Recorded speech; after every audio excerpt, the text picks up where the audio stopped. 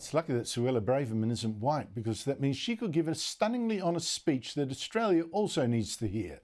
Now, Braverman is Britain's Home Secretary, the daughter of immigrants of Indian background, but yesterday warned against the mass immigration and mad multiculturalism that now is threatening Western countries like ours. And our leaders really need to listen, because we have just added a record 450,000 new immigrants to this country in just 1 year. That's more people than Canberra and Albury combined. But none of our leaders have had the guts to say what Braverman just did. If immigration is uncontrolled, it makes it harder for society to adapt and accommodate new cultures and customs, and for communities to meld together. Uncontrolled immigration, inadequate integration, and a misguided dogma of multiculturalism have proven a toxic combination for Europe. And it's not just an issue for Australia. As Braverman said, Britain and Europe have been taking in more immigrants in the last 25 years than in all the years before. It's extraordinary. There's never been such a tidal wave. And then you add the extra challenge of so many illegal immigrants now from countries much poorer and very different. Britain had 100,000 land in boats just in the last 5 years. Europe had 330,000 just last year. And the US, get this, in 1 year has just had nearly 3 million illegal immigrants in just 1 year.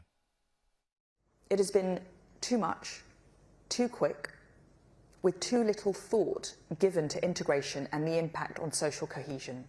If cultural change is too rapid and too big, then what was already there is diluted.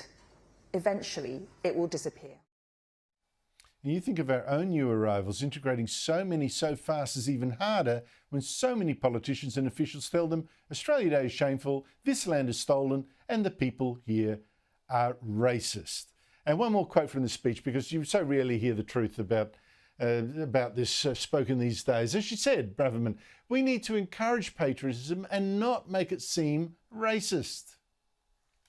Far from being an ugly emotion, patriotism stirs people to heroism and to kindness. It is the belief that we have specific obligations to others precisely because they are our fellow countrymen. It creates a shared identity and a shared purpose. Joining me from London is Patrick Christys, host at GB News. Patrick, always great to see you. Hey, how has her speech gone down?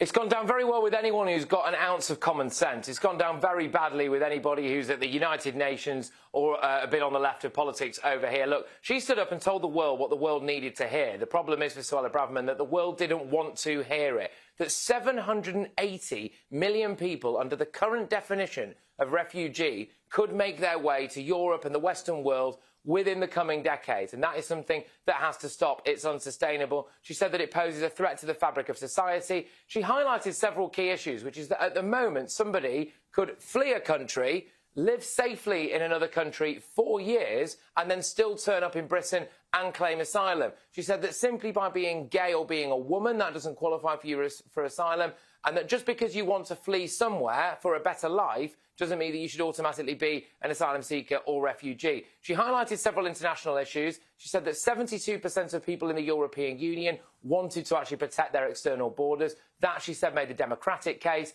She said there was a civic case. In this country alone, we will have to find 230,000 new school places by 2026, which we cannot do in order to cope with the rapid rate of mass migration. But she also just stood up and made a fantastic point, which you rarely hear people say. She called out the world community. She said, you are too afraid of being called racist and illiberal to do anything about this. And basically, the world will burn as a result.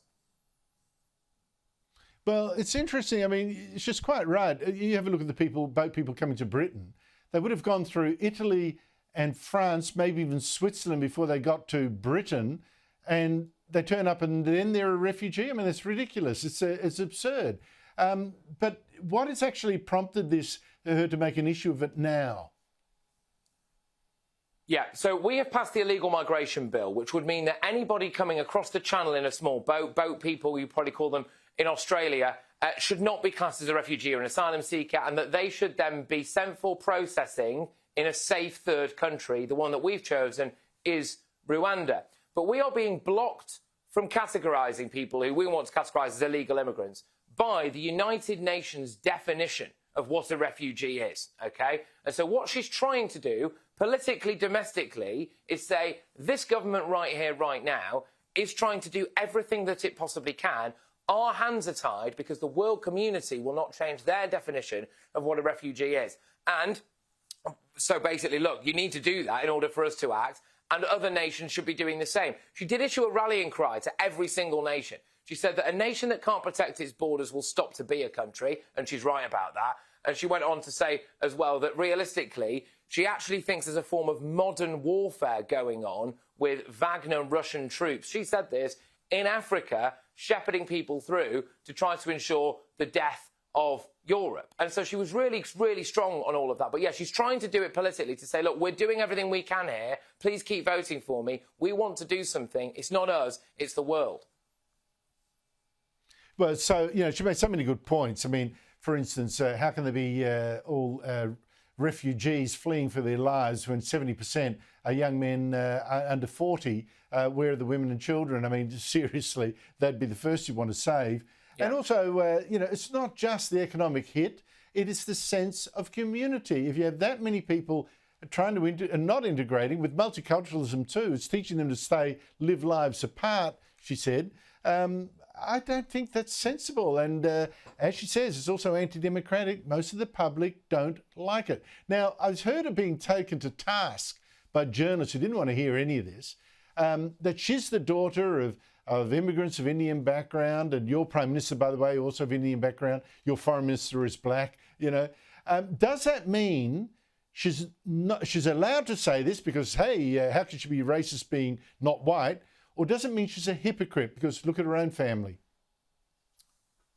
No, she's absolutely allowed to say it. In fact, she's perfectly placed to say it. And there's an argument to say that we need someone who is, you know, unfortunately, the way society is at the moment, we need someone who's an ethnic minority in order to come out and say these things, because if you had a white person saying it, they'd just get called Enoch Powell. But that's not actually stopping her from being served up vile racism from within her own ethnic community and other different ethnic communities. We end up in this country when somebody who is of colour saying things like this, they get called things like a gatekeeper, they get called things like a coconut, they get called all sorts of really, really horrible names. And it is the own internal racism within those communities who think that everybody who looks like them should think and act a certain way. Look, she's got a massive, massive broad shoulder. She's got massive balls, Andrew, to be honest, because she knew when she stood up and said this that she was going to absolutely cop it. And she stood up and she said it anyway. And I think that's really brave, and she deserves a lot of respect. And if more people around the world were actually willing to do that, the world, I think, would be a much better place. Yeah, when I was mentioning this in my column in the Herald Sun today and Telegraph, people say, oh, you're the son of Dutch immigrants, so you're a hypocrite. But the point is, she's talking about the sheer weight of numbers for a start. It's easy to integrate 1% of the population. It's much harder to integrate 15% or whatever at what, you know, at these numbers. It's just incredible. Patrick Christys, great to talk to you. Thank you so much indeed for your time.